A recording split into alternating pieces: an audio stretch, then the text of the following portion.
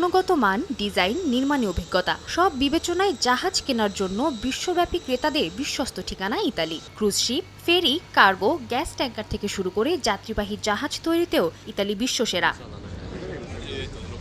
বর্তমানে দেশটির জাহাজ নির্মাণ ক্ষেত্র থেকে বছরে আয় প্রায় ২,৭৭০ কোটি ইউরো। দেশটির জাহাজ নির্মাণ ক্ষেত্রে নিয়োজিত আছেন প্রায় ৫৪,০০০ শ্রমিক। এর মধ্যে বাংলাদেশি রয়েছেন ২০,০০০-এর বেশি। এছাড়াও জাহাজ নির্মাণ সংশ্লিষ্ট অর্ধশতাধিক কোম্পানির মালিক এখন প্রবাসী বাংলাদেশি। আমরা অসংখ্য বাংলাদেশি এই শিল্পে কাজ করছি এবং ইটালির রিমিটেন্সের ক্ষেত্রে এই শিল্প খুবই গুরুত্বপূর্ণ ভূমিকা পালন করছে। ইটালি ভেনিস এবং ইটালির বিভিন্ন শহরে এই কাজ চলে, জাহাজের কাজ।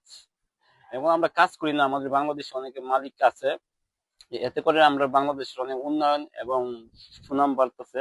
জাহাজ শিল্পে যারা কাজ করে ওরা অন্য কাজের থেকে একটু ডিমান্ডও বেশি বা একটু স্যালারিও বেশি পাচ্ছে। এই শিল্পে আপনি অনেক বেতন প্লাস আমরা সবাই ফ্যামিলি নিয়ে খুব ভালো অবস্থায় আছি।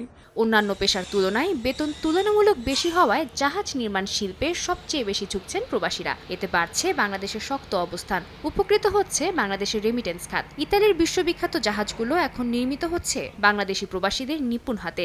মনফালকনে, ভেনিস, জেনোভা, নাপোলির মতো বিশ্ববিখ্যাত শিপইয়ার্ডে কাজ করে থাকেন বাংলাদেশিরা। সময় সংবাদ, ইতালি।